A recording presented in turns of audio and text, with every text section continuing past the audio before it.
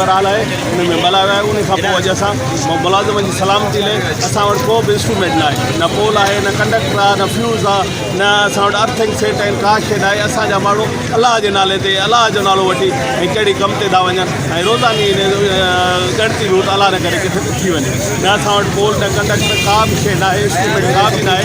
असां वटि 50% खां वधीक स्टाफ रिपोर्ट आहे। हिननि 10 सालनि में हिकिड़ो माण्हू बि हिननि अपॉइंटमेंट न कयो आहे। ज़ाहिरी ॻाल्हि आहे, आबादी वधंदी थी वञे, बिजली जी ज़रूरत वधंदी थी वञे, शहर में खपत वधीक आहे। जेकॾहिं इन हालात में असीं उन्हनि खे फैसिलिटी न ॾींदासीं, यकीनन उहे माण्हू असां ते क्रिटिसाइज़ कंदा, असांजे माण्हू सां विढ़ंदा। खोड़ सारा असांजा जहिड़ा झगड़ा थिया आहिनि इन लाइन ते, बाबा बिजली छो न आहे, बाबा बिजली आहे कोन त असां केॾा ॾींदासीं। असीं वापदा जे वफ़ाक़ी वज़ीर जनाब गुलाम नबी सां गुज़ारिश था कयूं, महिरबानी करे सेप्को ऐं हेस्को खे हालात न वञनि। उन खां अलावा ही जेके हाणे सियासी माण्हू आहिनि जेके चवंदा असां सेप्को हेस्को ख़रीद कंदासीं, असां उनजी भरपूर मज़ाहिमत कंदासीं। इदारो वापदा जो आहे, वापदा जे माण्हुनि जो आहे, असांजे बच्चनि जी रोज़ियूं ते हले थी। असां कंहिं बि सूरत में सेप्को हेस्को खे सिंध गवर्नमेंट जे तहमील में न ॾींदासीं। जे कयो वियो त पूरे पाकिस्तान जी बिजली बंदि कंदासीं।